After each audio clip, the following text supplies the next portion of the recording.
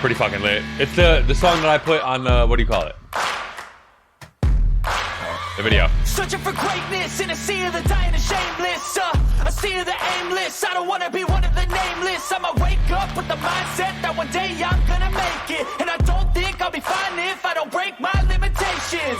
Clip that. Don't try to stop me. I exist. I mean, to yeah. write your story. Clip that, first of all. Second of all, you need like an opening screen. We can't just have my fucking beautiful face on this off the rip, dude. Like, that can't be a thing. We need to have like your logo spinning, maybe some fireworks shooting out of it. Like, come on. Listen, who's paying for that? I mean, who's paying? You fucking make it, dude. I am a. You slammed this board thing in what, 2 seconds? About 3 minutes, but I'm a D class editor at this point. I need to like get to at least to like a B. I like to be a B cup, you know. Right now we're stuck at a D cup. It's too big. You know what they say though? C's get degrees. So like, sometimes D's get degrees is what I've heard. See, I don't know about that. Are you sure? D's nuts though. Listen. That's like the difference between snow bunnies and slaw bunnies. Yo. You can slaw bunnies nuts. Oh shit. Dude, that's a good one. That is a good one. What are we doing Cohen? today? You know Cohen? Nah, dude, who's Cohen? Cohen, fuck yourself. Oh, dude, that's a good one. Low key, I've never heard that one. I mean, I knew where you were going with it, but it was good. I like that. My great aunt is like 80, and she's from the Bronx, and she says that all the time. Ash is in pain, by the way. I hope these get degrees because I'm about to fail my first MBA. No, that's pain. That's pain. I can't even imagine going back to school, dude. I can't. What's up with my thing here? I need to make this not the way it is. It's pretty disgusting. Yo, so are we sponsored by Chick-fil-A? Is that the deal? I wish we were, dude. We need to have like a segment where it's like, listen, Chick-fil-A, happiness in a bag. I mean, I would love that. I would that's absolutely like the slogan. love that. The slogan. Wait, I know what I can do. Oh. Everybody huddle? He knows. Oh, what's up, Ed? Eduardo. Where's he at? To open this. What the shit? Hello? Wait, I gotta minimize. Applebee's, Wendy's, and maybe a Chick-fil-A. Listen, Chick-fil-A, you know where to find your boy. I'm right here. Chick-fil-A is lit. Applebee's, unless you're getting like the mid appetizers. Mid. So, like, mid. Yeah. Applebee's is mid. It's not it. Nah, it's not it, dude. It's mid. Oh, my bad. But you know. What are we starting with? Who's listening? I know what we're starting with. Yeah, go ahead, hit it. Send it. Listen. Hello. Everybody's watching me type. Ha. I'm not stressed. You are. Super Bowl boxes. That's it, dude. Sponsored by. Oh my God, he's got. Wait. Timeout. Pause. Pulse Moto has rotated his sad Packer Pepe. He's rotating. Oh, it's lit, dude. That's lit. That's funny. So we're doing Super Bowl boxes. I don't know exactly where I'm putting the boxes, but you guys can start getting me money or J Money. DM us in Discord, hit us in the general chat in Discord or whatever, or privately. We can make doesn't matter. We don't have to make a physical board. We could just do it on the computer. It's really simple. I'm not making a physical board. No. We don't have time for all that. Digital board. We'll do a digital board. I found some websites where you can do it for free. Just want to find the right one and use it first, like for a few days, and make sure I know what I'm doing with it before I give it out to you guys. But we can confirm $5 a box, 100 boxes. I mean, five pesos, because we can't actually collect money. That's illegal. That's illegal gambling. We're not collecting real money. I'm just kidding. 5 pesos in digital Ethereum bits or something. You want to pay me an NFT? I'm down. Hey, listen, that's fine too. Just message one of us. If we can't get the 100 boxes filled, we'll just give everybody their money back. That's fine. If we're close, I'll put extra money in for extra boxes or whatever. I don't know if Jay will do that too. Same. That's fine. But if we're if we're at like 60, we're like 60 or 50, $20 a short, $10 a person. It's not a big deal. Not really $20 a person, but that's bad math. Yeah, that's pretty bad. $50 a person, but you know what I mean. Right. But even so, like I'd be willing to do that. Yeah. No, okay. Pesos. It's Ethereum digital bits is what we're collecting. Okay. You know what, dude? Just let's move on, dude. Okay. Get your pesos out of here. I know what I can do. I need to do maybe this perhaps, and do that. Works way better. It's a little small, but it works. We can read it. I can read it. You can read it. Okay. Pasted it. Okay. As opposed to typing it. Yeah, because your typing skills like are last like what, a good 30 seconds, and then listen, I don't have it all night.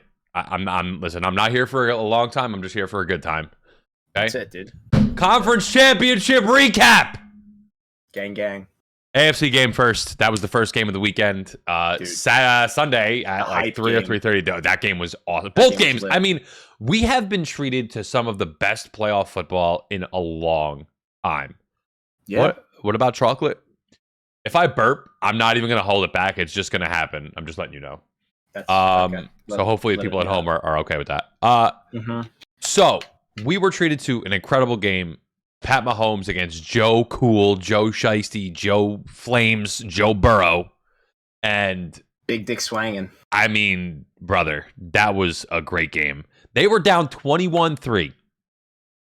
21-3. Could have been 24-3 going into halftime.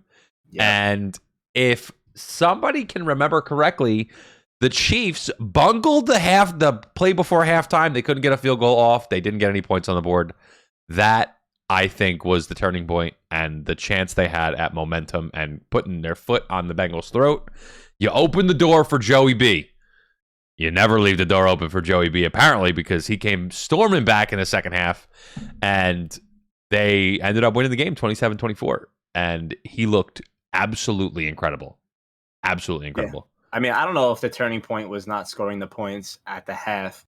I will say, though, I live bet them when it was 21-3, and I was like, shit, like if the Bengals can pull this out, like that's a big payout. But I will say, I thought the turning point was in overtime. It was funny because I was like, yo, like this is like deja vu, as of like the Bills everybody thought. And the Chiefs are playing again. If you win the coin toss, you're gonna win. And what happened? Chiefs won the coin toss, and I was like, that's it. Pat Mahomes got this in the bag. His first throw was terrible. It was almost picked off by Eli Apple. It hit him in his hands, bro. Eli Apple, by the way, former Giant. Yeah, he's a fucking clown ass dude. That guy can't get out of his own way. Him and his mom does all his talking for him on social media. Yeah. So then so he throws the pass, almost picked off, got away with one. Okay. Then he throws another arid pass, and like it kind of got tipped, and it was just like, okay. Then he came back the third time, and you would have thought that they would have tried to mix it up because now you're already down and it's 3-10, and you're like, all right, we got to move the football somehow. And like he tried to go, he wouldn't even go to Travis Kelce. I think he tried to go to Pringle.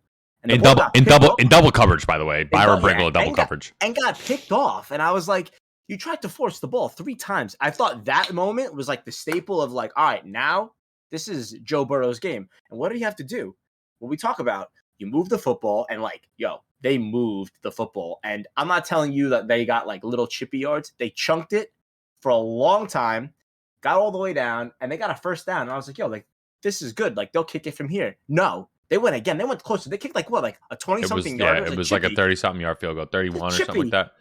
And, dude, who's their kicker? Evan McPherson. And Evan McPherson, if it wasn't for the fact that Joe Burrow and Jamar Chase have been playing out of their minds, that kid would be the MVP of that team. He has not missed a kick in the playoffs.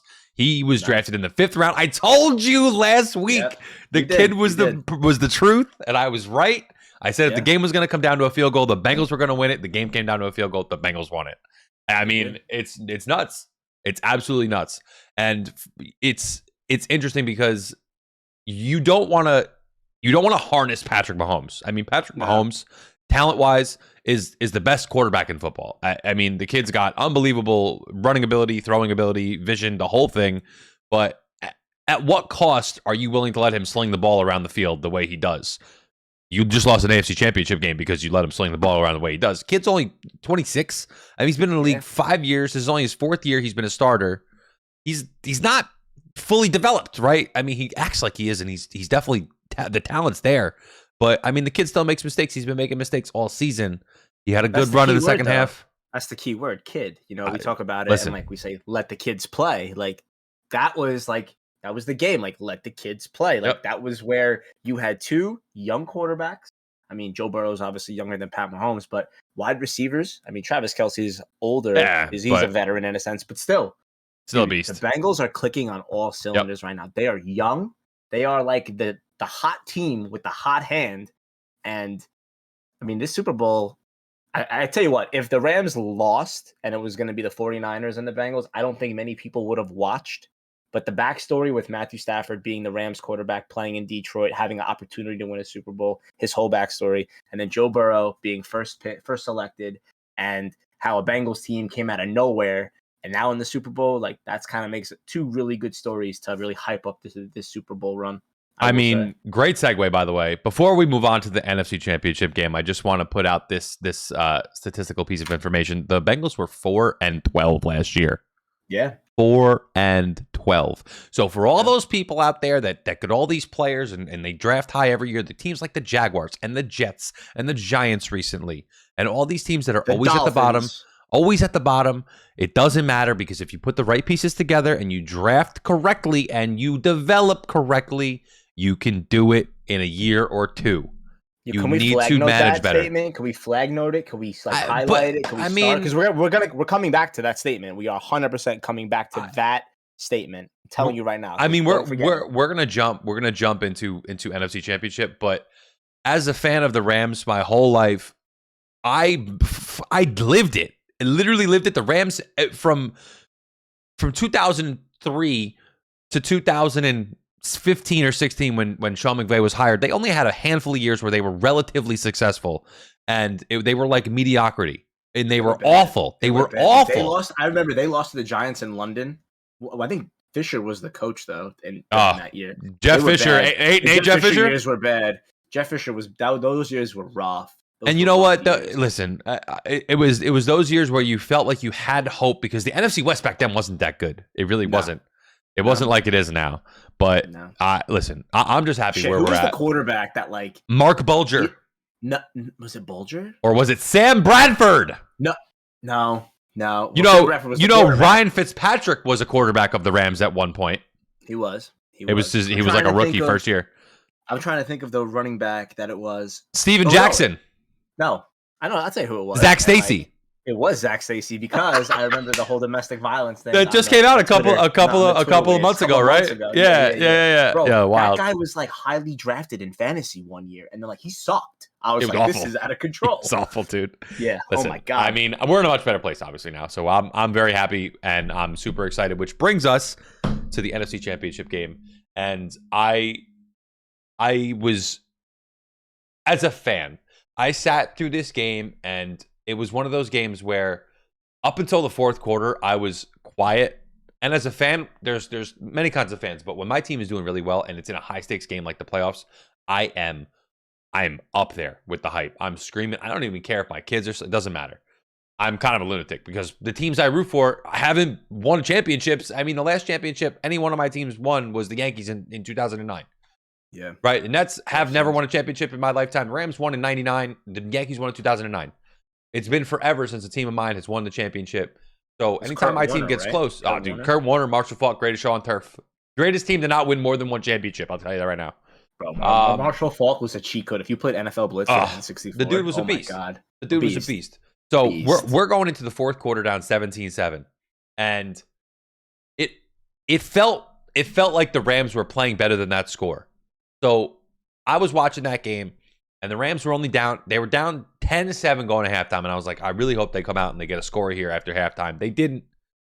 And I think that the turning point was just the offense getting clicking in that fourth quarter. That second touchdown to Cooper Kupp was huge.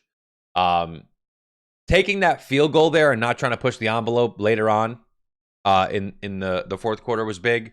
And what does it come down to? And I said it was going to come down to this, was can the Rams get after Jimmy Garoppolo? The first time they put real pressure on him, they nearly sacked him, and he threw a wobbly pick out of desperation, and that's the game. I mean, yeah. If they had done that, that was a tough pass too. Like I mean, it's third down. He knows if they take a sack there, they're in impossible position. It's desperation at that point. Listen, I hate the Niners. I hate the Seahawks.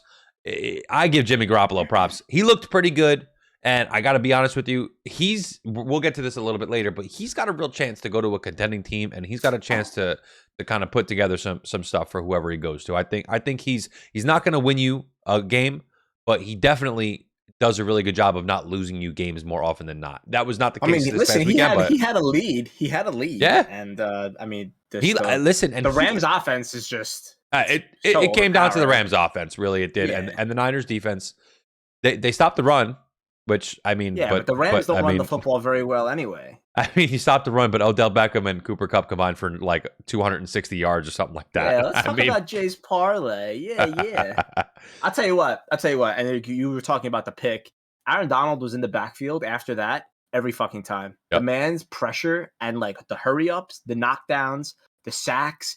He played out of his mind in like the last 7 minutes of that game. Like he wanted the game to be over, and like just the determination. And I don't know what it feels like to like play to go to a Super Bowl, but like I feel like adrenaline you're riding on, like go to win a championship. Like you need all of that, and like the defense really rode on that. You know, I think Jalen Ramsey, he's like, he came out with a statement saying that like Tom Brady threw his last touchdown pass on him to Mike Evans, which I thought was actually pretty funny, but also pretty cool. It's history, but he did play very well. He was locked down. Yep. I mean, you're not really guarding anybody because San Francisco doesn't have many great wide receivers outside of Deebo Samuel, who's used as a running back as well, but they're good in all places. Yeah, listen, I knew going into the playoffs that the Niners weren't going to be an easy out. I knew it because I've seen them play twice this year, and I know what their game is. They're scrappy. They have a great defense. They don't blitz, which is important because if you're a team that can get to the quarterback without blitzing, that means you have extra guys in pass coverage or rush coverage. Which I mean, the Niners do that. They send 4 guys and they get to the quarterback, which sometimes is it's awesome. 3. Sometimes it's 3 and a guy hovers. He's a spy. Yep. So anyway. That was a great game. Super Bowl. We're not going to do a lot on the Super Bowl because we have next week, but we do have a listen. I don't know if I've ever said this as a fan of a team before, but I mean I'll be heartbroken if the Rams don't win the game, right? Because I mean I'm a huge fan, but I mean listen, you're going to the Super Bowl. How sad? How sad would I be if Joe Burrow won the Super Bowl? I mean that'd be pretty fucking cool, right? Yeah. I mean, second year in. I don't know if there's another team in the NFL that I would say that for, but I mean, if it wasn't for the fact that the Rams were in the bowl with the Bengals, I mean, I'm on the fucking Joe Burrow train. I really am. So what happens if it was like Tom Brady playing for like his 8th championship? Oh, Burrow all the way, dude. Burrow. No. I'm saying like, okay, hypothetically, if it was like the Rams playing Tom Brady's team, whatever team that wouldn't be Tampa Bay. No. You're still rooting for the Rams. Yeah. Okay, I was just curious. Good question though. I don't care enough about Tom Brady and his extra championships. If it was another team aside from the Rams, I'd probably be rooting for them. I do like historical records and stuff like that. I like when records get broken and you know increase and stuff like that, but not against my team. No, fair. I think right now, I mean, we're gonna get into a little bit of this later, but I think the Rams. I think the Rams are going to win this game. I'm rooting for my team to win this game, but I think right now the line's at 4.5. I would take the Bengals plus 4.5. I would. It opened at 4. Yeah, I would take the Bengals plus 4.5. I think this game's going to be really close, and I think it might even be. I took the under on the Rams game last week. I think I'm going to take the under again if I had to choose right now. I think it's going to be not a defensive battle, but it's not going to be a high-scoring shootout. I think points will be able to get gotten. It's just a matter of who can make the stop when necessary at the end of the game. But then again, that's what the Super Bowl comes down to almost every year. I don't know what your thoughts are on the Super Bowl. Just quick. Yeah, no, I mean, I don't know. You said under, and I don't know what the under/over is. To be honest, 48.5. Really? Yep. 48.5. Yep. I think I'm going over. Honestly, I think I'm going. I wouldn't be mad if it went over. Over means it's a high scoring game. It's volume. So you have to think wide receivers that both teams have, and they have studs. And we talked about the Rams, and they both not having Robert Woods, but you still have 3 stud wide receivers, and the Bengals too, 3 stud wide receivers Tyler Boyd, Higgins, and obviously Jamar Chase. And they have run games, both of them, with Joe Mixon and Cam Akers, with a mix-in of Sony Michel. And they have quarterbacks that can sling it. Oh. Matthew Stafford from time to time throws it so low. I'm like, that's just a side. I don't know how he gets rid of it. And like on a perfect spiral and like just like throwing darts. You've noticed that? Okay, that's a really funny thing that you bring up. It's a pitching thing, to be honest with you, because the last 2 weeks, I've noticed that he releases the ball like he's pitching it to the guy he's throwing it to. Yep. And the ball's going to where almost like to his hip or to like the guy's middle of his stomach, which I'm like, don't you want to put the ball up a little higher for your guy to catch it? But I guess now, I mean, that makes sense. I know the backstory a little bit on Matt Stafford, but I forgot that he was a pitcher for Georgia also. He was a two-sport player back in the day. Yep. I forgot about that. But now it makes sense. One of the guys that could have played baseball but ended up playing football instead. It's kind of nuts. But I don't know. I think the over for sure. I do like the spread of 4.5. That means it's going to be a close game. I could see it coming down to like a late, maybe like 2-minute field goal in the fourth quarter, and or possibly, if we get an overtime Super Bowl. I mean, that's you get your money's worth and then some. Like last time that happened, that was good old Tom Brady and the Patriots beating the Falcons. Yeah, after they blew a fucking commanding lead. And like, wasn't there a blackout? Wasn't there like that was the went off? Was that the Ravens? I think that was the Ravens Niners. I think. Yeah, something like that. Some wacky shit. I don't know. I do like the spread. I like the over, and like I haven't looked at any of the actual parlays. I haven't put a parlay together for like individual players yet. I figured we would do that. We'll get to that. Yeah, we'll get to that. Yeah. We'll get to that. No problem. I want one sentence out of your mouth for this next thing. I don't want you to go any further because I think we're on the same page. Okay. Who is watching the Pro Bowl and what can be done to make it better? Because I know for me, I'm not watching the Pro Bowl, and I don't know what they can do. Literally, dude, this is exactly what you do. I'm not kidding. Do they even play with pads? Is it flag football? Yeah, they play with pads, but nobody plays defense. Dumb, dude. No, yeah, dude, fuck that. It's literally like, and I'll tell you what. Everybody wants to see like the miraculous catches, the touchdowns, like the NBA like All-Star game. Like everyone wants to see like the crazy. But somehow the NBA All-Star game is still entertaining to me. It is because why? Because you have individual, and like the NFL has it too, where like you can have kickoffs, like they play tic-tac-toe and shit. But like I watch the skills, I watch the dunk contest, I watch the 3-point contest, and I'll watch the NBA game because like normally during that time there's like maybe like a sneaker drop or something. Back in the day, you would have like on the app where a sneaker would drop and like that would get your attention to watch. I don't know what it is like now, but the Pro Bowl, nobody gives a shit. Yep, people opt out of the Pro Bowl so they don't injure themselves for maybe they're looking to get paid or whatever it is. I don't know. I'm not watching it. I don't think you do anything with it. It's like an all-star game. Maybe just have like just the skills type of thing where who can throw the ball the furthest or hit targets and just leave it at that. I mean, I don't know. It's either. Not for me. It's not for me. It's not for me either. If anybody is out there that does watch it, you let us know. More people would play if it was flagged. That is interesting. Yeah. You still have that non-contact injury risk, but I mean, you have that with literally every physical activity you could do. Dude, but you can walk and like have a non-contact injury. Yeah. So it's like I'm only gonna watch this year because Mac. Okay, so Mother of Doxy is our resident Patriots fan in the chat. Yeah, and she's gonna watch because Mac Jones is which I was very upset. Like we talked about that too. Like I was kind of upset that he got a number 1 out of like how many rookies. But we talked about why that was. We talked about it wasn't Mac Jones, it was the entire Patriots rookie team. Right? Yeah, remember we said that? But how was Jamar Chase because he's like the only rookie. Him and Evan McPherson are the only rookies on the team, whereas the Patriots they're loaded with rookies that all played really well. They have like 4 to 5 rookies that played really well. Still, like double digits. Like you couldn't give me like a low team. You gave him a fucking 26. I'm not agreeing with where the Bengals were listed. They have 2 of the best rookies in football this year.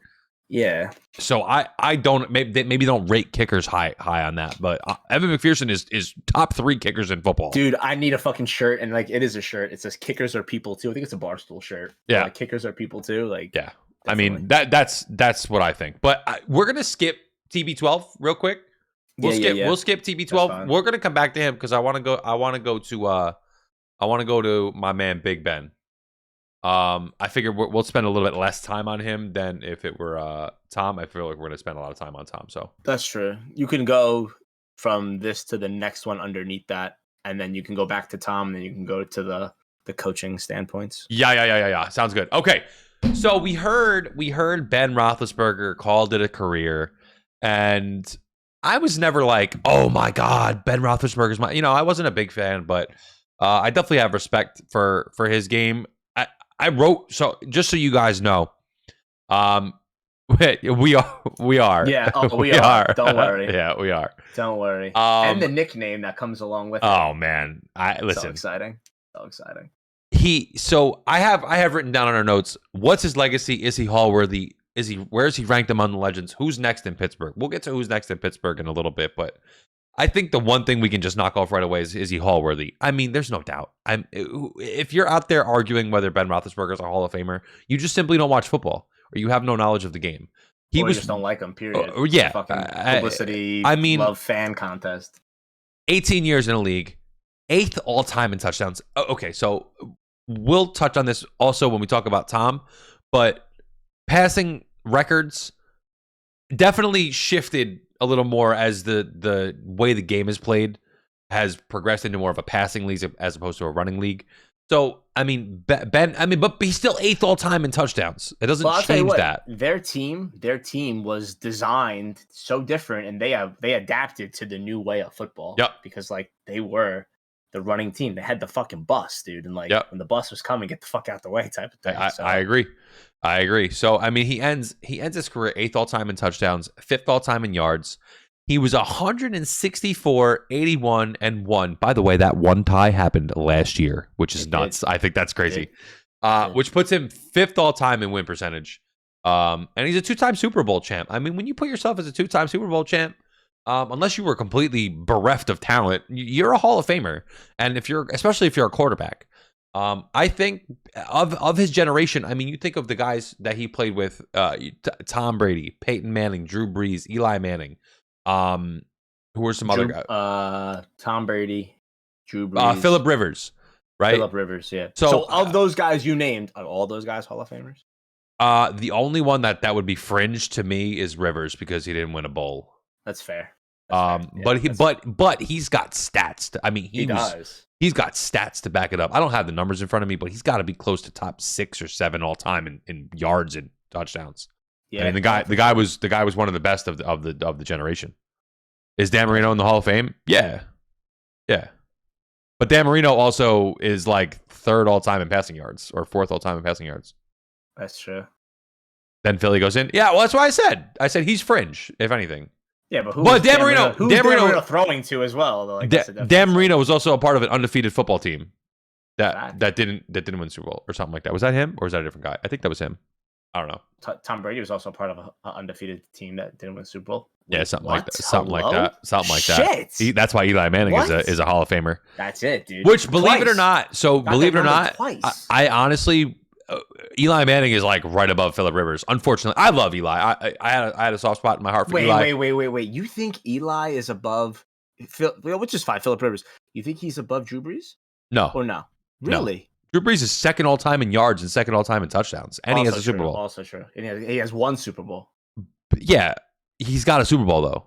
I know, I hear you, but like I feel like when people like vote on this, like they look at your personal stats and then they kind of look at how many championships you won. Like I feel like Tom Brady's a shoo-in no matter what, and like Big Ben with all of these numbers you're telling me, and like he's got 2. I feel like people look at chips, though. I feel like chips are like very, very important. Chips are important. Well, that's why I'm saying that Eli Manning's a Hall of Famer. I'm not going to say he's not a Hall of Famer, but the issue with Eli Manning is his stats aren't, out of all these guys we just listed, they're not even close to these other guys. Oh, no, dude. The picks, the interceptions, probably like through the roof. I mean, Eli Manning had a really good, like, 4 to 5 years of incredible football play. Yep. But those ancillary years before and after, I mean, they're not. At the end of his career, he wasn't very good. In the beginning of the year, he wasn't very good. No, which is expected, which is really expected. But the problem with that was he didn't have enough of those big filler years in the middle. But he still won 2 championships, so that puts him in my eyes. So yeah, I mean, it's a no-brainer. Ben Roethlisberger's in the Hall of Fame, right? Yeah, the first year he's eligible, he's in. He's one of the greats. He's one of the greatest Pittsburgh Steelers of all time. He's one of the greatest quarterbacks of all time. He's only a Steeler, so like that's like they're like homegrown. Like that's what I'm saying. You were drafted, and like that's it. They rode the wave with you, and he had 2 coaches his entire time there. I think it was what was it? Bill Cowher and Mike Tomlin. That was it. And Mike Tomlin. That's it. Yeah. So I mean, of course he's in. Of course he's in. That's silly to think he's not in. Yeah, so if anybody's out there think Ben Roethlisberger isn't a good quarterback or isn't a Hall of Fame quarterback, you can go scratch because that's completely blasphemous, and he's one of the best of all time. His issue is that he played with some of the other best quarterbacks of all time in his same generation. Before we get, I also feel like he gets the short end of the stick too. He went through a lot of wide receivers. I feel like a lot of these guys that were in that class of like whatever, like they had wide receivers for years, and I mean years. And this guy went through like they were like water. Yeah, he had like Antonio Brown at the Antonio back. Holmes, I mean, it's Plaxico Burress. He had no running game. He had Le'Veon Bell, James Conner. He did have the boss. They had no running game between Jerome Bettis and Le'Veon Bell, though. I don't know who they are on the top of my head, but oh yeah, no. I can't think the running backs now for them. Oh my god, yeah, horrendous. Bad. Before we get into TB12, which we're gonna spend a pretty significant amount of time on, I see you have. Before. We did. We talked about Jimmy Garoppolo, and he is expecting a trade. Which I mentioned.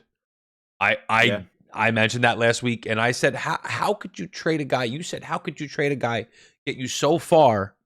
No shot. You just called Najee Harris horrendous. See, listen, I was going to let that slide, but yeah, no, Najee Harris is not horrendous. Najee Harris is not horrendous, but like, they were not a good team this year at all. No, listen, they snuck in. We all knew that. We talked. Listen, before we started the podcast, I've spoken about this on stream before.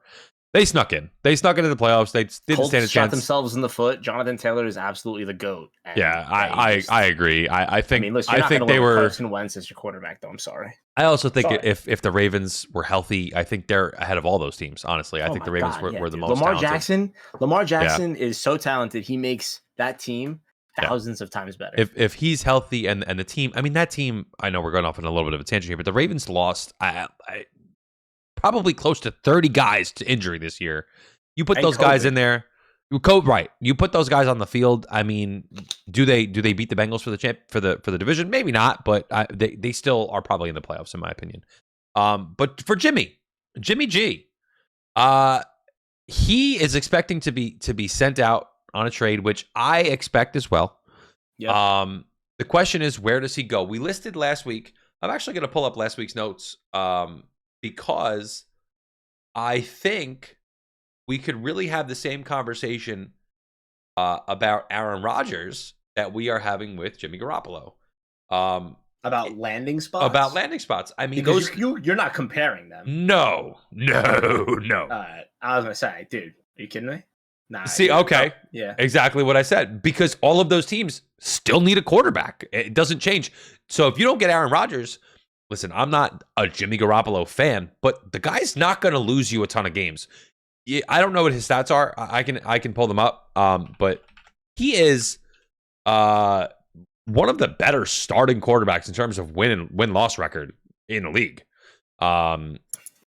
Yeah. I mean, he's only got 2 losses in the playoffs, and one of them came on Sunday.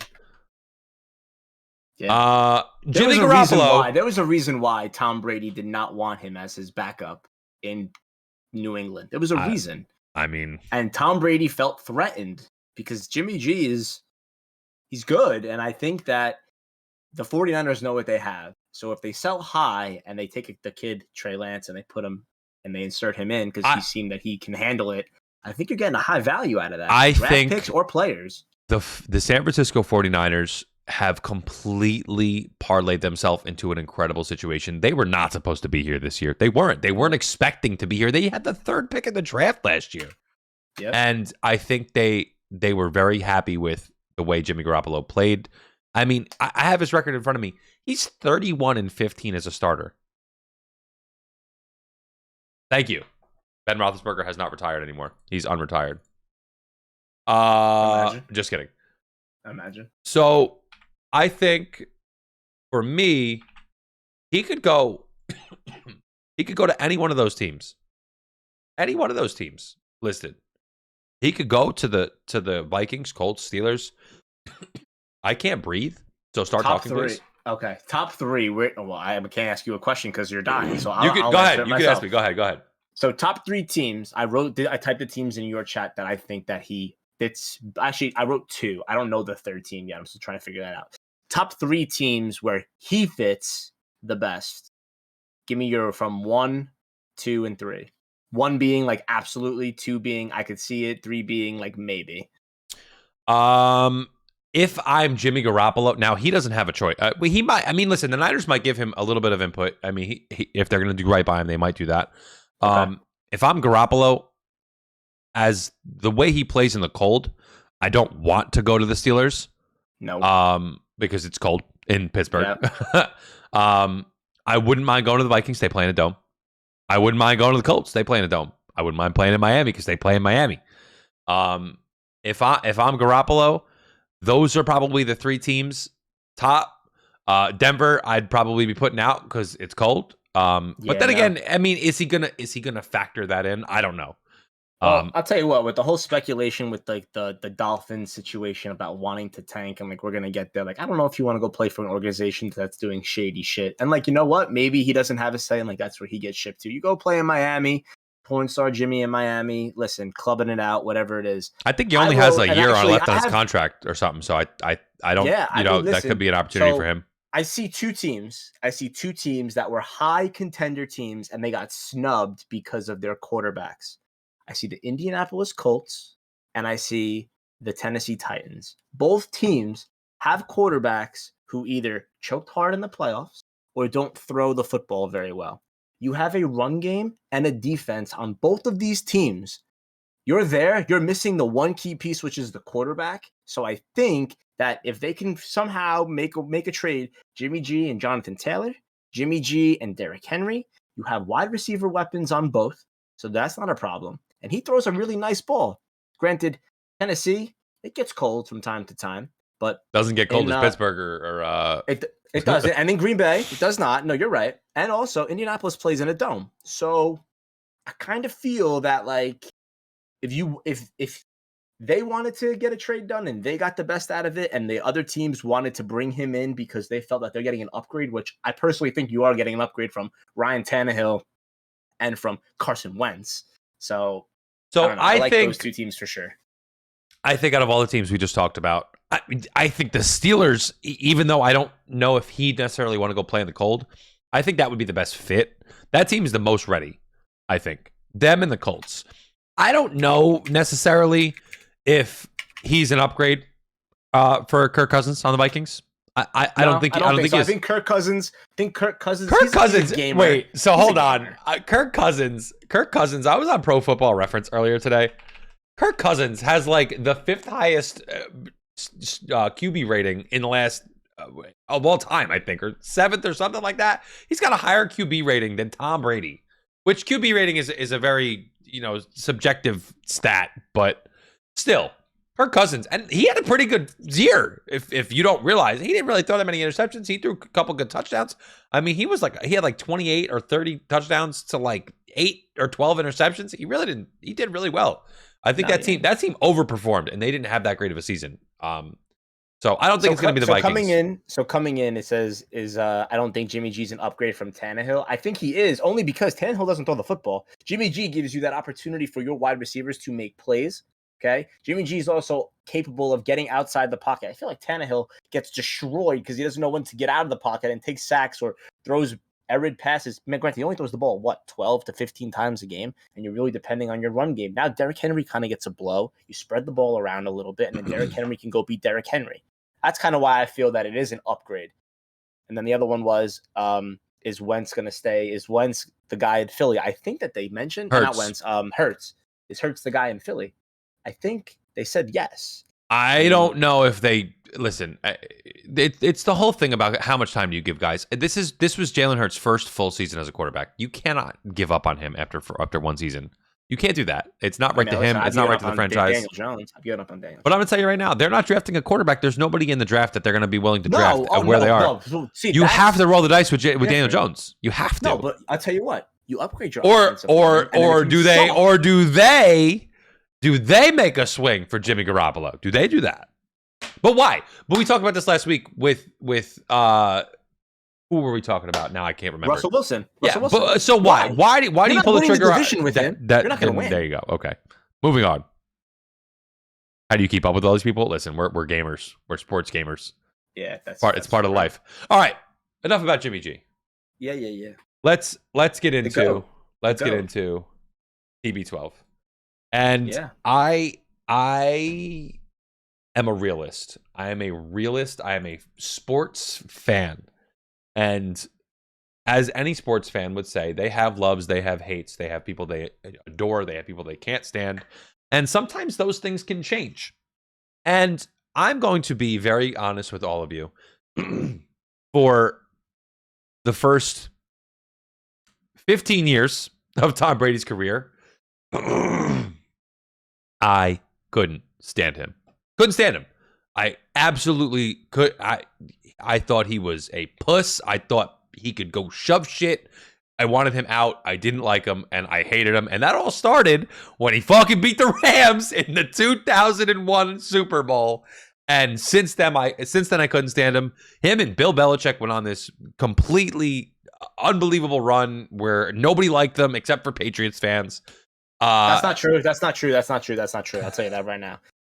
Being a Giants fan, okay, there is nothing more than I love to see the Jets fans struggle. So I will tell you, I supported Tom Brady only to see the Jets and their faces after the Patriots time and time again win that division. That's the only reason why.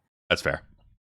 So, but then, I don't know when it happened. It was probably around the time he won that 5th Super Bowl.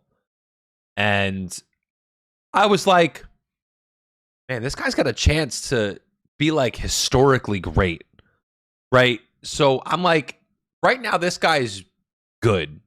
He's in the conversation for being a very good quarterback all time, top 5 at the time. And I'm like, this guy's really got a chance, if he continues to play really well, to be legendary and to be the GOAT and to be that guy. And things like that, I have huge interest in things like that. I think records are meant to be broken. I love when records are broken. I think it's so cool when guys are legendary and historic. When are we ever going to have a chance to see a guy like Tom Brady play football in NFL again? I don't think we're ever going to see that. I'm just going to rattle off a couple of these things right here. I think that's where you're wrong, though. We have one in the making right now. I don't know. Listen, here's the reason why I don't think Patrick Mahomes or Josh Allen or whoever Matt Stafford or whoever it is. Here's why. Dude. Well, here's why I think it's going to be really hard for that to happen. Yeah, I think those guys are great. They're incredible. There's no denying that. But the league is so good right now. They are so good. We just watched the 3 best teams in the AFC go down to the 4th best team in the AFC because they were better this year. But the Chiefs, the Titans, the Bengals, who else was up there? Who else won the division? I can't think of who it is. Who won the East? The Bills. Any of those teams could come out any year and win the Super Bowl. I don't think any of these guys have that it factor that Tom Brady had. That's also kind of why that you play the game too, on paper. 100%. These teams are ridiculous. 100%. 100%. And I don't see it happening in the NFC either. Listen, if Aaron Rodgers hadn't just been choke job for the last 10 years, I would say he could do it because on paper, that man is unbelievable. He's had big games in front of him, but I don't see a team. First of all, it's not just a quarterback's league, right? It's driven by quarterbacks, but you need a team. And I don't see teams doing what the Patriots did. I just don't. I don't see people. I don't see anybody winning 7 Super Bowls. I really just don't see that. Real quick, Tom Brady retired yesterday officially after he retired over the weekend. Adam Schefter got rickrolled. He's first in wins all time with 243. I didn't get a chance to see who the next one was, but it's not close. I can bet you that. 15 Pro Bowls. Nobody cares about the Pro Bowl. 5 Super. Well, it's an election thing, right? It's a stat. 5 Super Bowl MVP awards. Yep. He could have had 7. Truthfully, Julian Edelman won an MVP because he had 11 catches or whatever. But he made the fucking catch. He made the catch against Atlanta. That was the thing. I agree. I'm in for that. But the quarterback, I think, unless a guy has an incredible game, the quarterback should win the MVP. I mean, theoretically, if the quarterback wins the MVP in the regular season, they should be winning MVP in the Super Bowl unless somebody blows off or something like that. That's why I don't like the baseball thing too. Like you have MVPs that are on shitty teams. Like Mike Trout wins MVP, and like the man hasn't went to the playoffs. Like I don't know. I like the whole NFL MVP stature, like how it stands. I do like it. I mean, it's fine with me. I don't have an issue with it. I have an issue that a guy like Cooper Kupp is only going to get a handful of votes. I have an issue with that, and I have an issue that Jonathan Taylor is going to only get a handful of votes.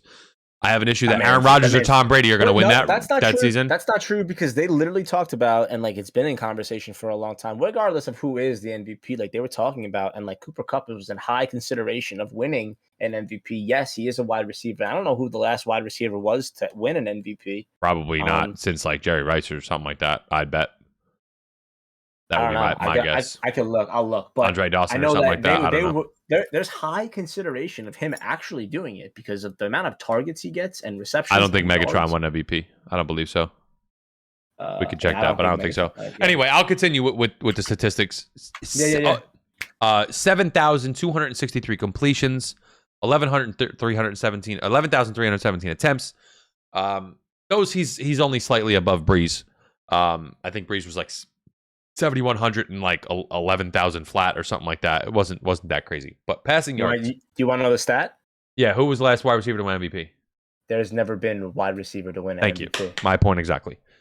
Moving on. The last non-quarterback, the last non-quarterback to win an MVP it was probably Adrian Peterson. Yep, 2007. Yep. How wild is that? What incredible year, by the way. But, I mean, to be fair, like a wide receiver does get the ball from the quarterback, so like therefore, like, the I quarterback. mean, I get it. I get it. But I get it too. But we gotta give love to the wide receivers, man. Gotta give love to the wide receivers. Anyway, I agree. That's for another time. We get mad about that. Passing yards, 84,000. He's about 4,000 over Drew Brees. That's one very good season. So that's not crazy. Time check. We're gonna run over, baby. We're fucking flying. Listen. We're live for 45 minutes. We're going. We're gonna keep going. Yeah, we're chilling. This is where it gets crazy. 624 passing touchdowns. He's the only player to throw for 600, right? Next closest is Drew Brees with 571. And he's retired, so no one's even close after that active. No. I don't know. I mean, eventually somebody's going to get there and is going to get close. I mean, you got Stafford? guys. You think I don't know how far he is, but I don't think so. I don't know if Stafford's going to play for that much longer. I think if they win this year especially, it's going to really shorten his window on how long he wants to play. If they don't, it's going to drive him to want to play a few extra years. But I mean, he's like 33. Aaron Rodgers is the fifth. It's like 400 or something like that, right? 494. Yeah. 494. Brett Favre is 552. Yeah, I mean, if Aaron Rodgers continues to play, I mean, he's throwing the R word around a lot. Like he might be getting close to leaving. I don't think he has that same mentality as TB12. I don't think he's going to break the record. Matt Ryan? What the fuck, dude? Listen, Matt Ryan was that guy for a long time. I know. Stafford's at 323 and Matt Ryan is 367. I think these guys aren't even fucking sniffing a top 10 anytime soon. My stat that I want to talk about. I mean, postseason is ridiculous. But oh my god. Interceptions. Tom Brady has only thrown 203 interceptions. And you're like, wow, that sounds like a lot. And you're like, yeah, it is kind of a lot. He played 22 years. Yeah. So, I mean, it's a lot. But when I tell you he's played for 22 years as a starting quarterback in the NFL, he is 30th all time in interceptions. That's 30th. A year, roughly. Like 9. 30th all time. Now, he was hurt one year. Towards ACL 1 year. Yeah. But still, 30th all time in interceptions, first in touchdowns. Oh, Brett Favre, third in touchdowns, first in interceptions. Yeah. Completion rate is probably through the fucking roof. Like, believe it or not, it's really not. It's good. It's not bad. It's just not what you thought.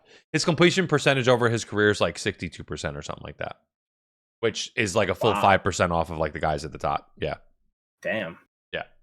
Interesting, right? Yeah, it is interesting. But I guess it kind of makes sense because like if the interceptions are low and like the completions are low, then incomplete is obviously the third thing on the list. No, it makes sense. Postseason, Tom Brady, and you guys are going to be blown away by these numbers. I swear to God. Tom is king of throwing away when wide receiver isn't open or to avoid a sack. I mean, that's true. That's true. He doesn't, and that's just proof that he didn't care about numbers as much. He's also the king of yelling at the wide receivers for running the goddamn right route. Also true. Peyton Manning did that a lot too that you didn't see. Oh yeah, dude. When he had Reggie Wayne and Marvin Harris, like, yeah, dude. 19 seasons in the playoffs. 19 seasons out of 22 made the playoffs. He started 47 games in the postseason. The next two closest, which is funny, Adam Vinatieri at 35. I think probably a handful of those were with the Colts at the end of the year, at the end of his career. Yep. And Steven Gostkowski, 29. Both of those guys were kickers for the Patriots. Yeah. Matthew Slater, by the way, he's tied for 9th with 25 games in the postseason. Matthew Slater is special teams guru of the Patriots. Still plays for them, I believe. Wow. Yeah, he did play. I mean, it's insane. 35 wins out of 47. That's an incredible win percentage. He's only lost 12 times in the playoffs in 19 seasons. The next closest, Adam Vinatieri with 32, Steven Gostkowski with 29. Incredible that those guys are up there with him. He's actually more likely to make the AFC NFC title game than complete a pass, which is nuts. That's a whole lot, dude. So 19 of 22 is like 80-something%, right? Yeah. His completion percentage is like 62% over his career. That's insane. Wow. Super Bowl appearances. 10 times he was in the game. Yeah. The next closest, Steven Gostkowski with 6. Mike Lodish was a defensive tackle for the Buffalo Bills and Denver Broncos from the late 80s to the mid 90s, where he lost his first 4 with the Bills. That Bills lost 4 in a row, as pain for Bills fans, by the way. The downfall. Oh, dude. And he then went on to go to the play for the Broncos and went, sorry. Wait, what? Defensive tackle, Buffalo. Denver. No, I was reading chat. Sorry. He played for Denver 2 seasons. He played for Denver more than 2 seasons, but he was part of the back-to-back championship team. My man Sweat Nation in the chat. Listen, we're having a podcast, baby. We're vibing. Super Bowl wins. 7. The next closest person only has 5, and it was a linebacker who played for the Niners and the Cowboys in the 90s. Chuck Haley. What up, Sweat? What up, dude? The next closest quarterback has 4. It's Joe Montana. Everybody considers, before Brady won his championships, everybody considered Joe Montana to be the GOAT. That's out the window. This conversation isn't even close. Completions, 1,165. The next closest, Peyton Manning with 649. He's double completions. Passing yards, 13,049. The next is Peyton Manning with 7339. Just double. Passing touchdowns, 86. The next closest are Joe Montana and Aaron Rodgers, 45. He's got almost double touchdowns than everybody else. Game-winning drives, 14 fourth-quarter comebacks, and 9 fourth-quarter comebacks in playoff games. Yeah, you're never going to see this again. And the games he lost in the Super Bowl, like, they weren't blowouts. Like, no. They're close, down to the wire. No. Like, he's Burress in the back of the end zone. And you had the Mario Manning hand catch. You're never going to see it again. Never. Yeah, wow. You're never going to see it again. And then the other loss was to the Chiefs? No, they lost to the Eagles, and they lost to the Eagles. They lost to the Giants twice. Yes, the Eagles. The good old Eagles. The Dirty Birds. Good old Eagles. You are fucking Nick Foles, by the way. Dude. You're literally, never like that's what bothers me. So, like, hear me out. Like, I know you're on like this thing, but that's what bothers me. Because, like, Carson Wentz got paid to go be the starting quarterback for a team that they tore his ACL. But, like, they were like, yeah, like, it's because of him. No, Nick Foles carried you to the Super Bowl and won you a Super Bowl, and Carson Wentz got paid to go play for a team that's really good, and he's not. Like, I don't know. Ultimately, I'm sorry. No. You're good. What this comes down to, at the end of the day, I don't know in my lifetime that we are ever going to see a player of Tom Brady's caliber. And for a guy that hated him for as long as I did, I think we all should be blessed to have sat through this man's career, 22 years, and there was never a time where you thought he was not going to win a game. He's the best quarterback. He's the best player. He's the best dude in the NFL, and good for him, man. Boy. Listen, Pretty boy talented. Listen, I've had my feelings towards him for a long time, but he's the GOAT. He's the great. He is the greatest football player of all time, and we're never going to see another player of his caliber. He combined the brains and the brawn to put it together. You're never going to see a player of his caliber again. You might see more talented.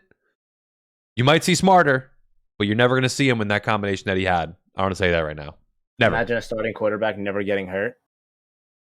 Who's that? And he's a backup. Oh, Drew Bledsoe. Yeah, Drew Bledsoe got hurt in the playoffs, and that inserted him into the team. That's it. That's it. For all my Aaron Rodgers hype, I'll never even try to compare the success. And listen, for years, Pulse, for years, I was on the Aaron Rodgers bandwagon. Aaron Rodgers could go down in my eyes as the most talented player to hit the field. I mean, the things that man could do with the football is unreal. But the fact that he and his teams could never put it together to win more than one Super Bowl, it's atrocious. Bad coaching, bad play calling, and he never even played against Tom Brady until he went to the Bucs. It's not even like it's not even like he lost to Brady a bunch of times, right? No. If you see that, you're like, oh, okay. But he lost to Pittsburgh in a Super Bowl. Yeah. And did he lose to Pittsburgh and beat Pittsburgh? I think it was 1-1, right? Is that how it went? 1-1, yeah. I know he beat Pittsburgh, but I don't know if he lost to Pittsburgh. I know he made a Super Bowl and lost, right? Am I right with that, or he only made one? I think he only made one. He made one and he won it? I know Thomas has the stat. He's going to tell us. I can guarantee that. But regardless of what it is, that man beat Steelers, and that's it. Only made one Super Bowl. That's probably correct. Yeah. No, it is. That's bad. A guy of Aaron Rodgers' talent. Yeah. I mean, that and all the teams he had, he just never was able to hack it with the Tom Brady mentality. Yeah. 1-2 against Brady. He's only played Brady 3 times. He can't sit there and have that same Manning mentality. Peyton Manning. That's it, dude. Eli, baby. 2-0 in a Super Bowl against Tom Brady. And you know what? How good would Peyton Manning have been if Tom Brady wasn't around? Peyton Manning is widely considered as statistically the greatest quarterback until Tom Brady continued to play for 10 more years after Peyton Manning retired. Manning lose to Drew Brees, too? So Peyton Manning lost to Drew Brees in a Super Bowl. That's true. Yep. But how many times did Peyton Manning go against Tom Brady in the championship or divisional round? Oh, yeah. No, for sure. I mean, and Tom Brady would beat him. I mean, it's unfortunate, but I digress. Tom Brady's the GOAT. There's no way around it. That is what it is. Nah, yeah. If you don't like it, you just don't like Tom Brady. That's what it is. If you don't like Tom Brady's the GOAT, then you're not a football fan. Don't come at me with your Joe Montana, Steve Young bullshit. It's not even close. It's Dude, not every time you even say Joe close. Montana, I think of the Water Boy. I said Joe Montana. Dude. I mean, Paul, you got the copium in there as a joke, but it's true. If you think Tom Brady's not the best quarterback of all time, best football player of all time, you are delusional, and you need to move on with your football fandom somewhere else because we don't want it here. Moving on. Holy ass, dude! What a topic. This is gonna get hot. So this is before we get into Brian Flores, because that's gonna be a long time. We're gonna probably talk for about 15-20 minutes on him alone. I am not going to get into every single thing about each one of these coaches that have been hired, but we'll briefly bump in and say, hey, cool, this is great. Do we like it? Do we not like it? And we'll move on. The first person I see, you know what? We're not going to talk about the Giants yet because that's going to be part of it. We won't talk about the Broncos yet. No. We'll start with the Bears. About the Dolphins. We'll start with the Bears. So Matt Nagy was fired. Never even attended his exit interview. Listen, Matt Nagy, I'm surprised he even coached this year. I feel bad for the guy because he's supposedly this offensive guru. He showed that he can't call plays and be the head coach at the same time. He's either going to be the offensive coordinator or he has to be the head coach. He can't be both. He's kind of a whack job. He needs to be an OC somewhere and hone his skills as a coach before he can go on to be a head coach again. But he was host. They told him it was a leak that Adam Schefter put out that was like, on Monday after Thanksgiving, he was getting fired, and that came out to be like not true. And then at the end of the year, He was fired Obviously, anyway. he got canned, and anyway, so like, yeah, like he was fired anyway. So it's like, So I just don't like the way that they. I don't either. I don't like. Listen, the way these people do business nowadays, I can't stand it. But they bring in Matt Eberflus. I had no idea who this guy was. Right, no idea. So I did my research on the guy. He started off as the Browns linebackers coach in 2009 to 2011. He became the Cowboys linebackers coach when Rob Ryan was brought into Dallas. He came from the Browns and went to Dallas as the defensive coordinator. Brought Matt Eberflus with him. He coached guys like DeMarcus Ware, Jalen Smith, most recently in 2017, Anthony Hitchens, Sean Lee. Sean Lee, by the way, probably him and DeMarcus Ware, two of the best linebackers in Cowboys history, and they were good. Giant killers. They're giant killers. I mean, they were great, right? Yeah, I'm not a guy. no, I actually don't like the Cowboys myself, but like those guys were awesome. Those were great players. And he was a linebackers coach. He was in charge of those guys. Now, of course, they were talented, but those guys were coached by this guy. So apparently he's pretty good. He went on to be the Colts defensive coordinator from 2017 up until this year when he was hired. He was supposed to be hired under Josh McDaniels a couple years back when McDaniels was ready to leave New England. But then McDaniels was like, I'm going to withdraw my name. I'm not going to accept this job anymore. I take it back. And he went back to New England. Frank Reich took the job, but Frank Reich was persuaded, who Frank Reich is the coach of the team right now, by the way. He was persuaded by the GM, Chris Ballard, of the Colts. This guy, Chris Ballard, was like, no, this guy is the D coordinator. We love this guy. You're going to love him. He's great. You're gonna want to keep him around. So from there, he took a team that had the 30th scoring defense, brought them to 10th within his first season as the defensive coordinator, and he had them ranked as 11th in overall defense. So this guy is supposedly a defensive guru. I mean, it makes sense if he's being transitioned to a Bears job. The Bears always like to try to flaunt a good defense. The Bears do have a good defense. They really do. They need to get the offense right. So they need to figure out who their offensive coordinator is going to be. I don't know if that's been decided already yet, but figure out the quarterback situation, the running back situation, the wide receiver situation, because Allen Robinson ain't staying. He's a free agent. He's out. I think so I don't think he even wanted to be there. Yeah. Listen, I think shammed. He literally was a Jaguar, and then he got traded, and they were like, "Yo, you can go rot here," and he's like, "Fuck." Yeah, no, I didn't like the. I don't like it either. And like the Jaguars didn't even benefit from that. It was a lateral move. Listen, the Jaguars. We'll get to the Jaguars in a minute. Yeah, because we will. That's a whole other thing. That's fair. So I'm interested. I'm not a Bears fan, but I mean, it's cool to see teams like the Bears do better. I know Pulse is going to be like, I don't want to see that, but I mean, it's cool to see parity. It's cool to see teams that are consistently not doing well recently to do better. So if this guy can come in and keep the defense really good, they bring in a good OC. I mean, the Bears have offensive talent. They're young. David Montgomery, Khalil Herbert, these guys are young. Justin Fields, they even have Andy Dalton still. I think Justin could Fields get there. Justin Fields is the guy. You can write him off. You don't think Justin Fields is the guy? No, I don't think he's the guy. I think Justin Fields was poorly coached. Fair. You know what? Fair. That's a fair point. I think he was poorly coached. All right, so you know what? We'll give him 1 year, and we'll see how it goes. He was only a rookie this year. That's fair, too. More than also 1 year. Fair. No, I mean... I'm never sold on a rookie quarterback to be bad until they get 2-3 years at least before I can even make any type of decision on them. And I have to take a look at what's around them. The team around him and the coaching system around Justin Fields this year was awful. Awful. Oh my God. The Bears, with a good coach, could have been a 500 or better team. I mean, they have talent. They're not bereft of talent. They're not an awful team. They beat the Giants. So there's that for you. That's a good stat. That's your take on the Bears. Josh McDaniels finally actually takes a coaching job. I'm very, very excited to see how this plays out. You know what's interesting? Only because the Raiders didn't make the playoffs. They got into a wild card spot. They were in the thick of it in the Bengals game. 2 false whistles, or 1 false whistle and 1 penalty or touchdown that was called that shouldn't have been, like, whatever. And maybe we're not talking so much about the Bengals. I said that last week, but Josh McDaniels, coming from a winning program under probably one of the greatest coaches of all time, to now have his own greatest team. coach, as much as I don't like him. Okay. Fine. I don't like Bill at all. I've turned it around on Tom Brady. I have not turned it around on Bill. I can't stand him. I think he's an asshole, but he's the GOAT. Move on.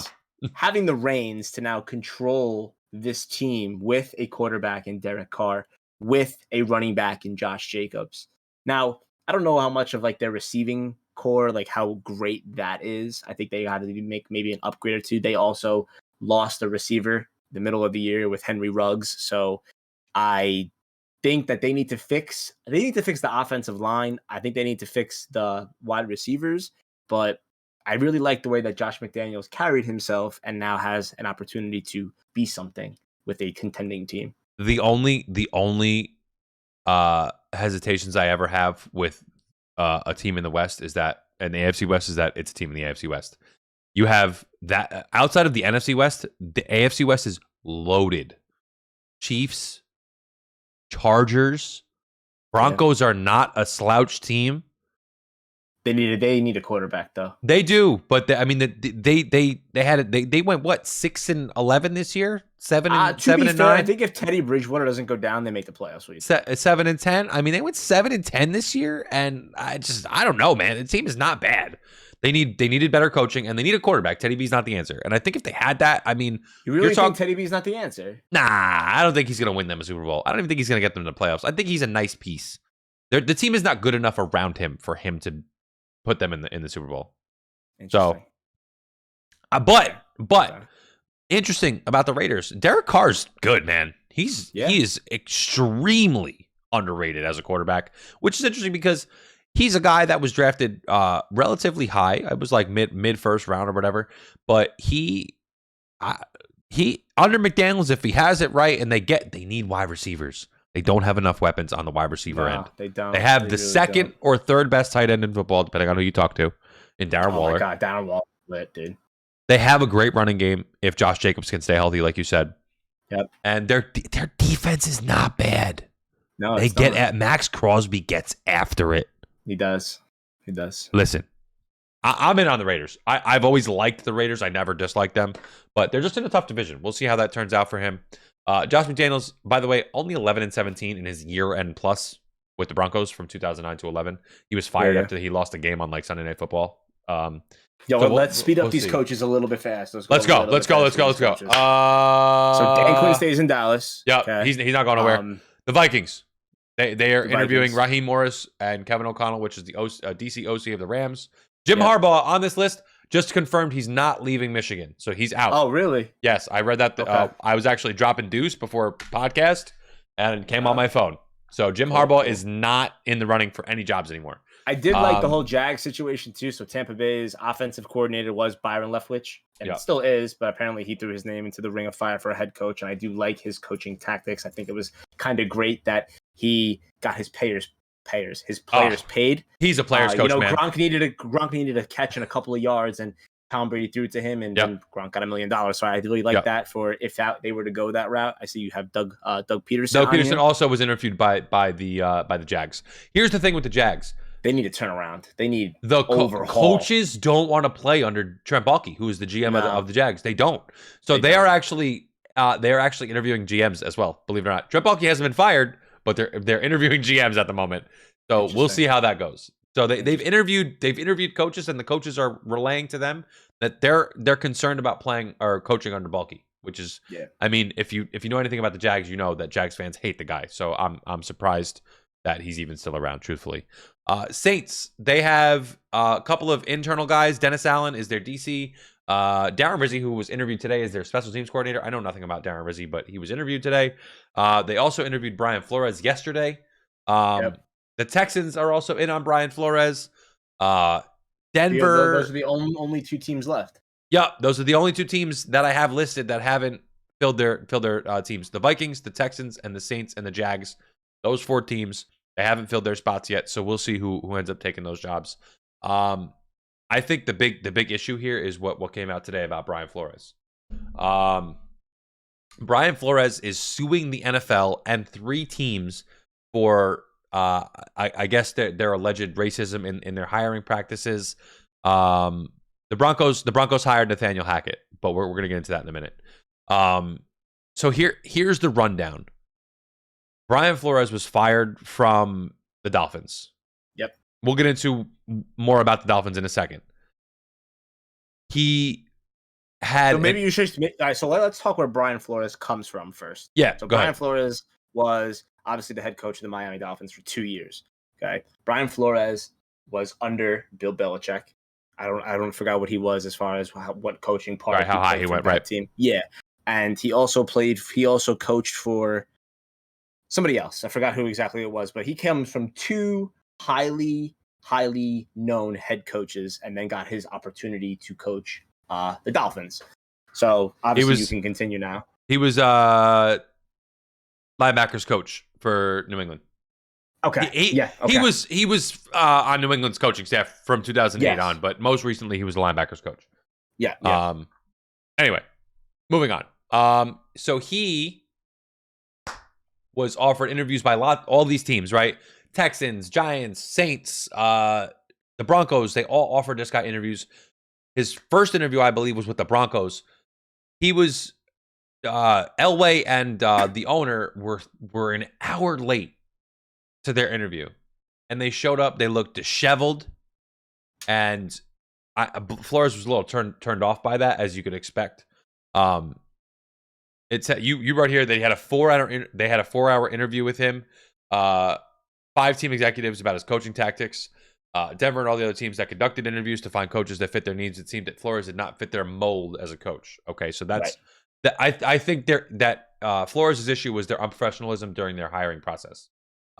Yes, it wasn't the fact that they went elsewhere. It's just the fact that they were late and yeah.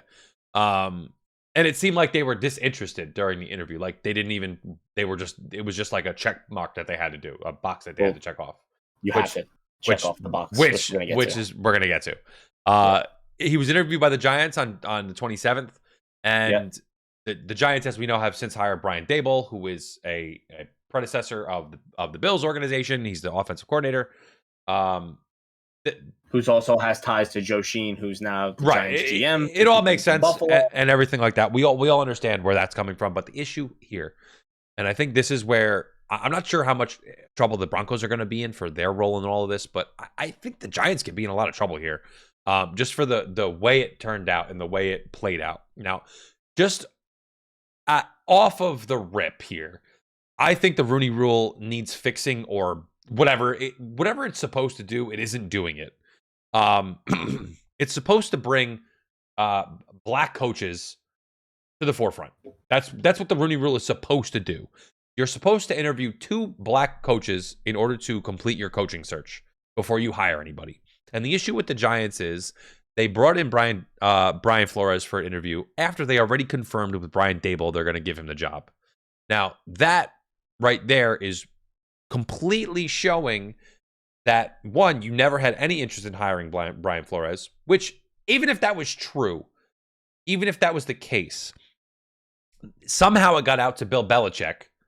I don't even know how he gets into it. I don't know how he maybe he's hearing from the Bills that this is why it's happening, because the Giants are not going to be the ones to let Bill Belichick know. But so anyway, Bill Belichick sent a text to Brian. He was trying to send a text to Brian Daboll. Congratulations on the job, whatever this, that. He's texting Brian Flores. Brian Flores was like, Bill, you all right? Like, I'm not sure. I didn't even go yet. I haven't had my interview yet. Right. Yeah. And Bill Belichick is like, oh, I fucked up. This was supposed to be for Brian Daboll. Sorry, I think that's the direction they're going in. Good luck, Bill Belichick. Yeah.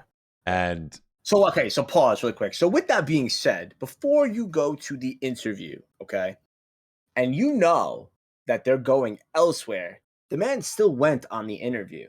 So, like, I understand the whole, like, injustice about, like, going on an interview and not going on an interview, but wouldn't it have stuck if he did one of two things? A, not go on the interview and just say, like, F it, and then come out with all of this.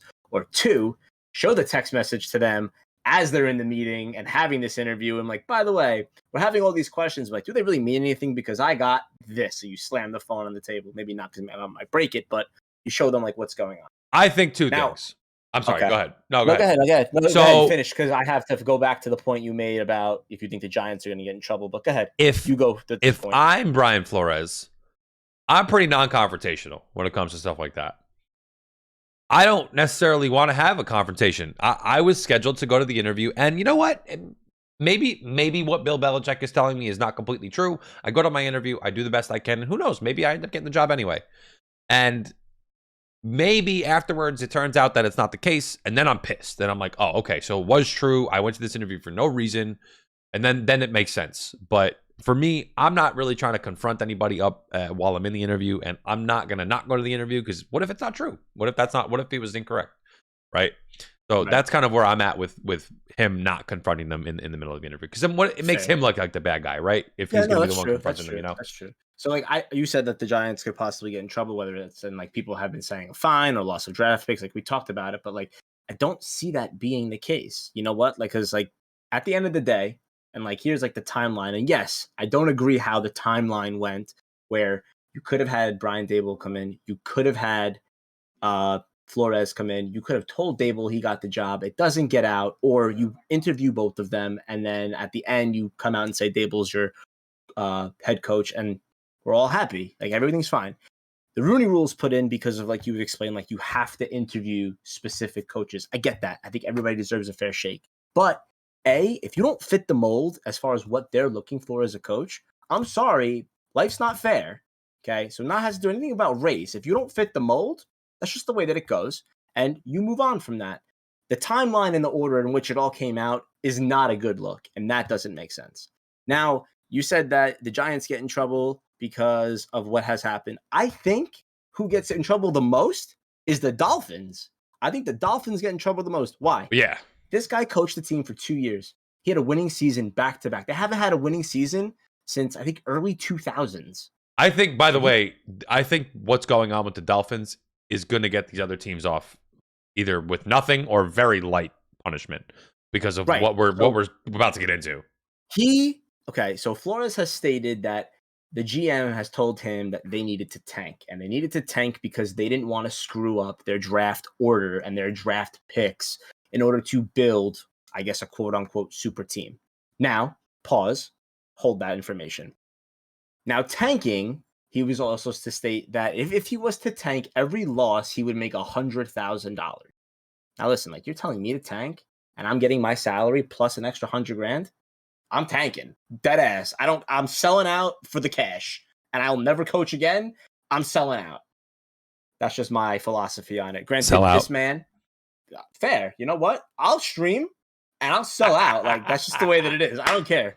But for this man to have the pride and the love of the game and to do the right thing, and I think he did do the right thing by playing the players that needed to play to be successful, to put them in a good position for the future. I think that that's great. The GM, obviously, you look at your draft capital and what you have. They weren't that bad drafting. They drafted 2 out of 5. And then last year, I believe they drafted the linemen they wanted and better linemen. I was looking at like the grades. Every lineman they took got a B-, a C+, a couple of A's. There was 1 F, and that was later in the round. So I don't think that anybody else would get in trouble besides how the Dolphins were portrayed about giving all of this information to him and him coming out and saying what they did to him. I also think that it's kind of bogus and it's kind of wild that you fire a man after 2 winning seasons. When has that ever happened? I'll tell you what, though, and I'll let you talk after this. The only one team that I think is in the wrong for this as well is the Texans, and why? They hired a black coach, right? This was a bridge year. They call it a bridge year, meaning it's a rebuild year. They hired him, and they instantly fired him because why? They're going to have great draft. They're going to get to repick their coach and remodel their team, and they gave somebody a quote-unquote chance. And I don't think that's right either. So you're going to see, as all this transpires on what's going to happen, it's a whole lot to unpack. It's going to be real interesting. I am very interested to see what happens with all of this, and I'm sure we'll have a lot more information next week. But for me, there has to be, and I don't know what it is. I don't know how to fix this issue, but right now, hired in the NFL, there's 1 black coach out of 32. How many people in the NFL that play football are black? Way more than 1 out of 32 teams.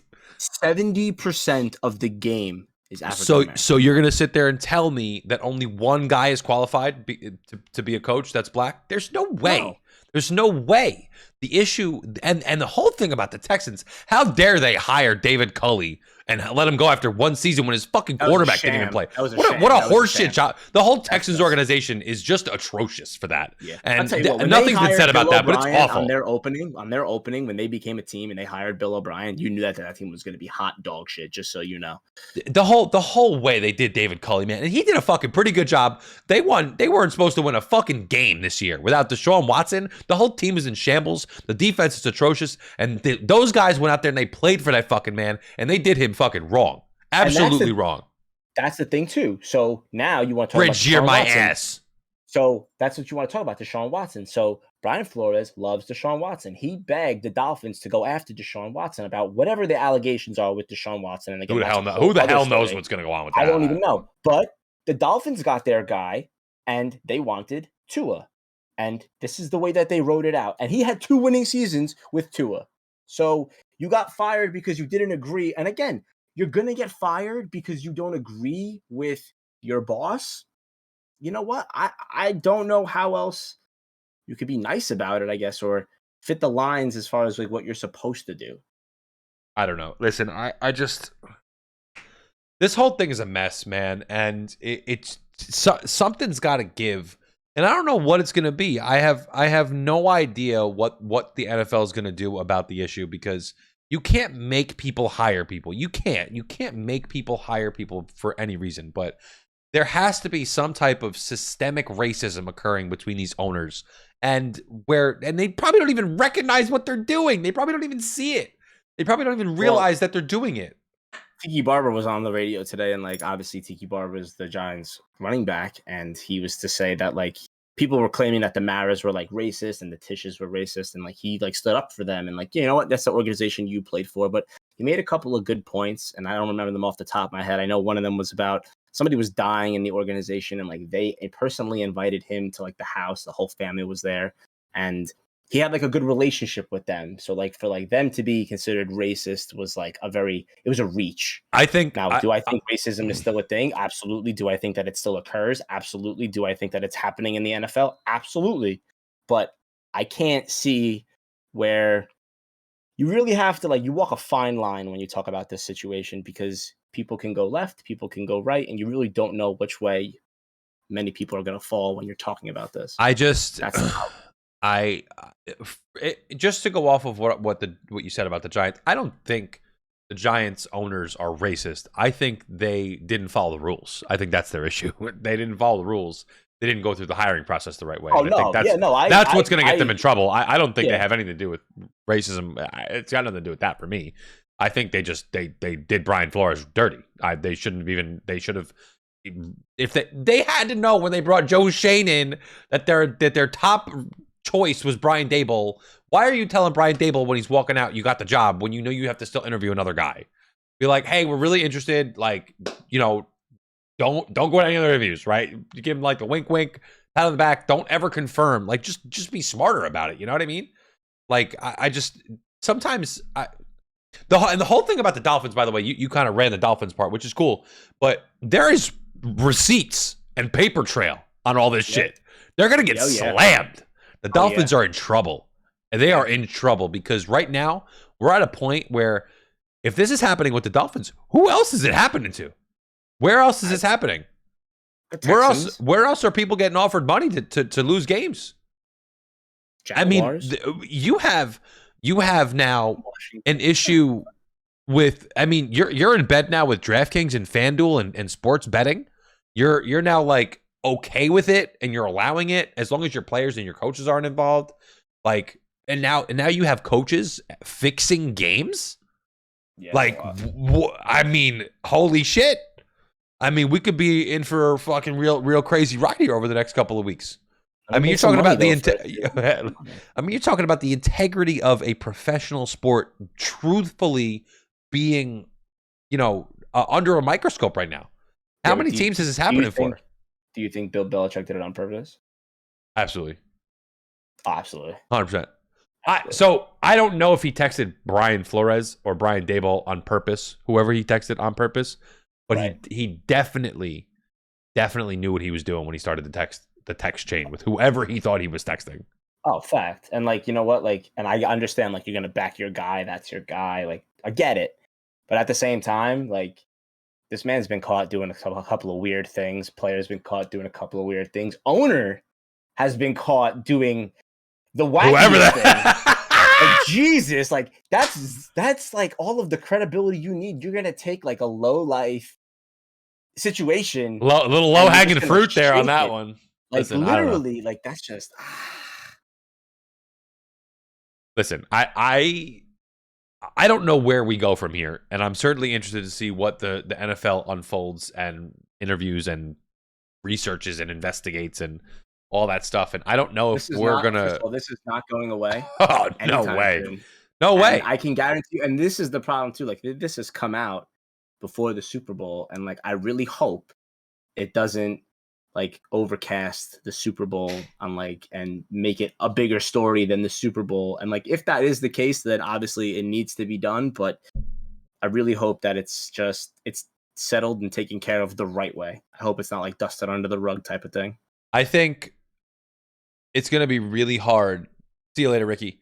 I think it's going to be really hard for them to get rid of this. The emails, there's nobody on the outside that is, I think, as big as Brian Flores for the emails from Washington situation.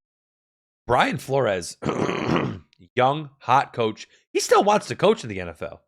He's out for these interviews and he's trying to take these jobs. I wouldn't be surprised if these teams take him on because they are looking to make a splash with a guy who's looking to stand up for what he believes in. A team like the Saints, they could be like, yeah, we like this guy. We like that he's standing up for what he believes in. He doesn't want to be done dirty. But I could also see teams being like, oh, he's in all this shit. Let me not take him on. You know, I could definitely see both sides of it.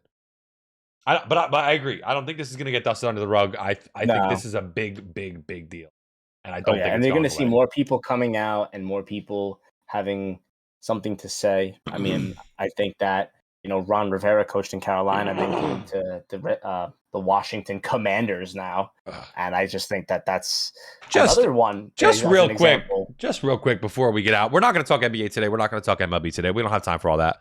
No. We're not going to talk college basketball. By the way, I do have in our notes here, I put WWE ? In case there was anything really, really crazy or we had time for, but we don't. But we don't. We also had NHL in there. By the way, you wrote that just a tip. I don't know if he gave you Minnesota info, but he's a Colorado Avalanche fan. Is he an Avalanche fan? Yeah, he's an Avalanche fan. I don't know. So anyway, I saw the thing and it was like the Minnesota Wild are on like an 8-game win streak, and that's Thomas's team. That's Thomas's team. Oh, that's Post Moto's favorite team. No, but Tip came into my stream and was like, I need NHL stuff. And I was like, all right, like we could definitely throw some NHL. I don't know much about the NHL, but like I'll throw like crazy winning streak stats like that. Yeah, I don't know. I put a little bit in there. But anyway, pause real quick before we get into this, before we get into the naming of the team and then we're out. Just like the Super Bowl boxes, we're gonna have a thing for March Madness too. We're gonna do we'll do bracket buster. Pick and pull. Well, yeah, we'll do. Maybe you pick that one team you think is going to go all the way, or you could have a bracket buster. You fill it out, you submit it, and then we'll have like a slew of it, and then maybe somebody could win a prize or something. I don't know. Yeah, I'm in for that. I think that'll be a lot of fun. I love doing stuff like that. Make Tip the NHL correspondent. We might do that. Dude, we can like dial him in and just like have him in. He has to shotgun a beer though if he's doing it. Got to shotgun a beer. Listen, I would need to. You're asking me to rework my whole podcast screen, dude. I don't know if we can do that. You make my face smaller. How dare we? No. Like, I'll just cut myself out because like I'm ugly, and like you'll just have him on for like a hot 30 seconds, shotgunning a beer with his Pit Viper glass. 2-minute minor with Tip. Oh my God, that's lit. That's it, dude. That's it. That's it, dude. I love it. I'm done. I love it. I love it. So go into this stupid fucking name bullshit, and I'm out. Washington Commanders. Listen. What could they have possibly come up with that we sit here and say, yeah, that's a great name? I don't know if there's really anything they could have come up with that we would have said that for. So like I said to you before, if you gave it something historical or like something to do with history, well, they like, did. That's what the Commanders is. But they did that. Like, that's bullshit though. But look like, at the logo though. They got the 1942 in there. They got. I mean, listen. It's too long to say. It's too long. I don't like it, but it's not my team. They could have done worse. I think they could have definitely done better, but they could have definitely done worse. I listen. That's I don't know. It's better than the football team, truthfully. Listen, to be honest with you, no, I like the football team better, to be fair. You think? I do.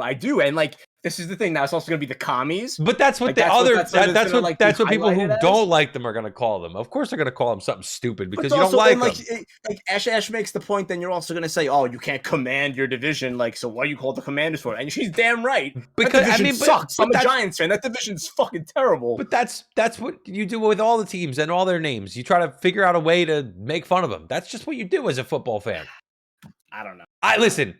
For me, it's not hot. It's not cold. It's lukewarm. It's average. Everybody has homework. Everybody's got homework. You have homework. You need to come up with at least 3 names that are better than Commanders for this next podcast. And it can't be a team that's already in. Yeah, I don't want to hear Washington Senators. Jay, don't even. I'm just kidding.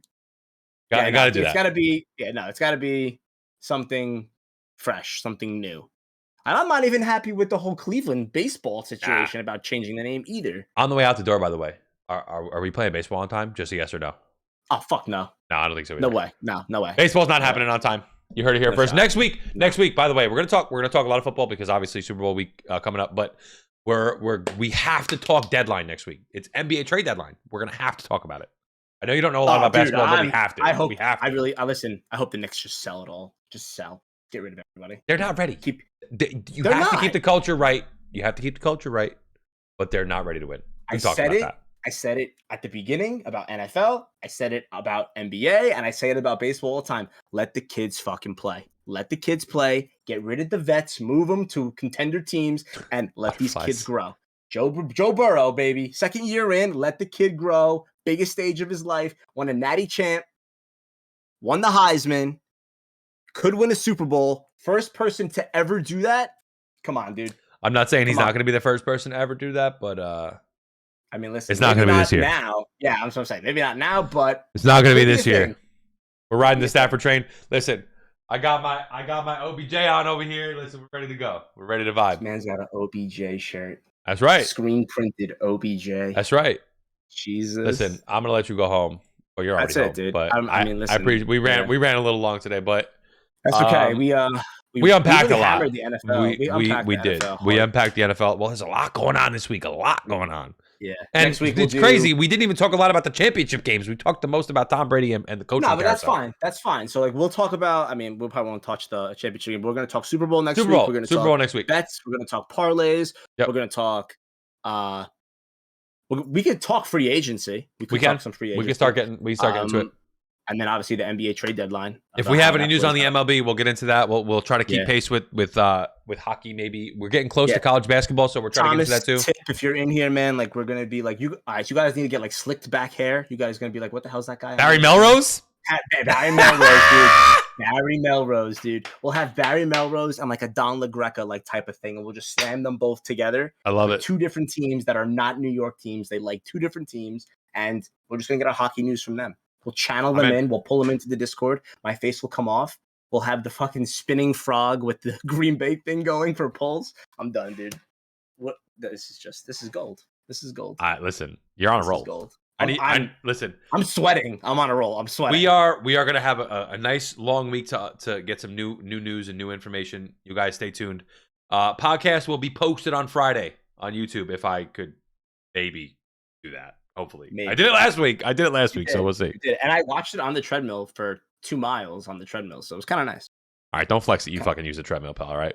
Some of us can't hit the treadmill. All right. Relax. That's all right, dude. That's all right. Lift, then run, and then run some more. We're good. All right, listen, I'm out. You enjoy your rest of your night in your stream. Dropping in Caldera. All right. Have fun. Later. And good night, chat. All right. Peace and love, baby. Holy ass. We got to really do better about like being better, kind of. I guess that's like the way to put it. We said Super Bowl squares. Ash, where were you? I'm the not advised, by the way. Get in here. Let's go. Yes, we're doing Super Bowl squares. Oh, you said tag me in the general. All right, we need to talk about. It's $5 a box. How many boxes do we all want? Send me the money, and we'll get it rolling. We'll definitely get it rolling. I forgot to reset my sub goal today. Oh, pain. There we go. Did it. All right. I need to open up my game. Pressure like a drip, drip, drip, and it's ready to go. Whoa. Give it to your sister's older. Oh, man. Change my title. I'm not doing, I don't know. I'm no thumbnail today. I don't know. I'm here, but not really here. Hello. Hello. Hello. Is it me you're looking for?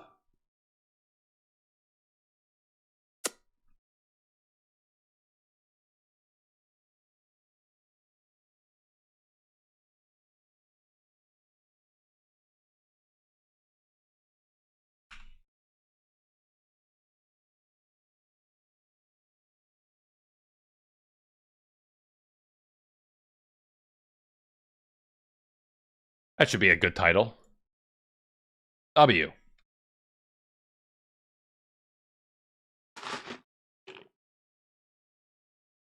Podcast sponsored by Chick-fil-A. Except not really. Oh, you know what I have over here, guys, that I'm really excited about? Touch. Cookies and cream. Shake. Oh, Barbara. Cookies and cream. Just as good, though.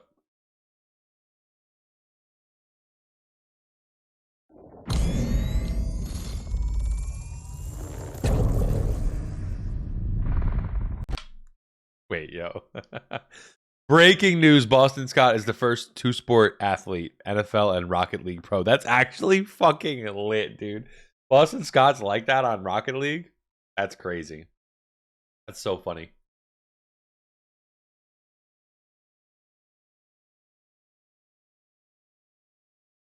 I care if I finish my fries. Good, I don't care either.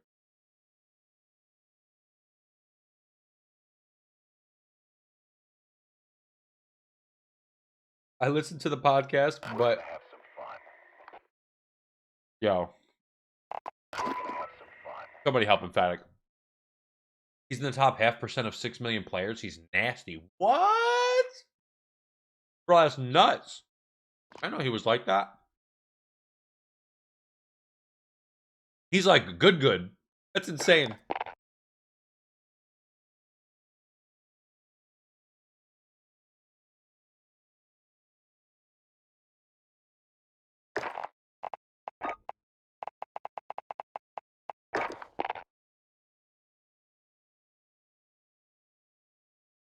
Why don't I see Mother of Doxies in my Discord?